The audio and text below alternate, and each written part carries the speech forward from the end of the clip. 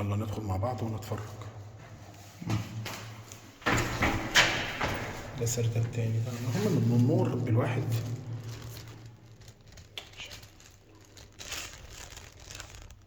طيب احنا هنتفرج هنا الاول.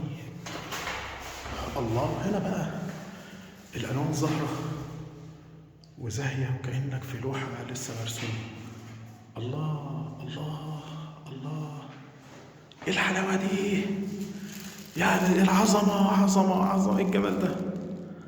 موضوع مش مخيف ومرعب زي الاقصر، بس الموضوع جميل، النقوش بالالوان بالعظمه بالحلاوه. بص بص بص الماتش، يعني ايه ده؟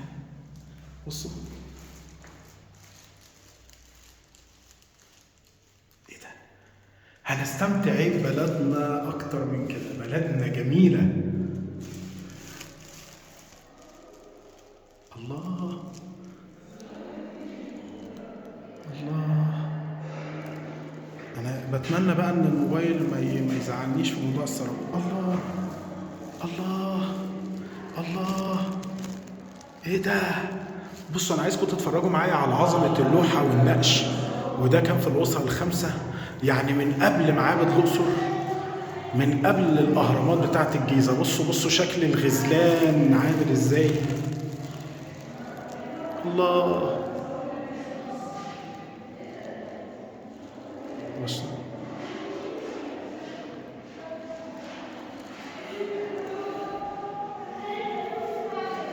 بص بص بص بص بص بص بص بص بص دي، بص بص حتى بص اللوحه دي. الله، ايه العظمه دي؟ ايه الجمال ده؟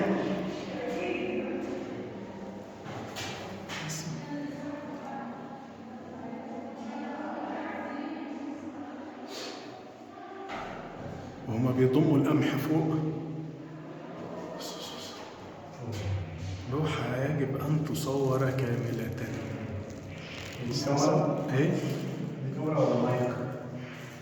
لا معرفش والله، بس إيه الجمال ده؟ أنا ما ركزتش مع الكاميرا والمايك قد ما ركزت على اللوحة وجمالها.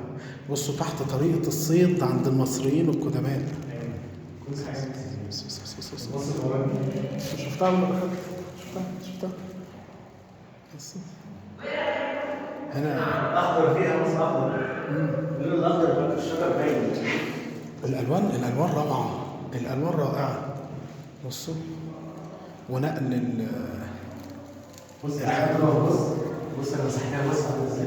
جميل. أنا هرجع أصورها تاني. أنا كل اللي خايف إن الموبايل يفصل.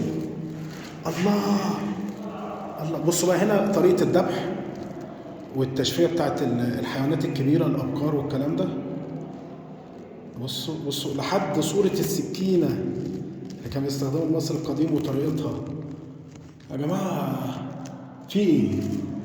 في ايه؟ يعني في ناس كتير بتحاول تسرق حضارتنا، في اكتر من ان هم قالوا لكم يا جماعة ده في مصر، صنع في مصر خصيصا. اهو اهو. وهنا بقى الحيوانات اللي كان بيقتنيها الملك. بصوا هنمشي مع بعض، ده طبعا صورة الملك غير كاملة، لكن هنلاقي ان فيها قرد وفيها كلبين. ادي الكلب اهو، طبعا مش جايبه. ايه الجمال ده؟ الله، تحت كرسي الملك. يعني تقدر تقول ان دول مجموعه من الحماه. تعالوا بقى اوريكم روعه الصوره اللي صورناها قبل كده عشان نستمتع مع بعض. ايه ده؟ ايه ده؟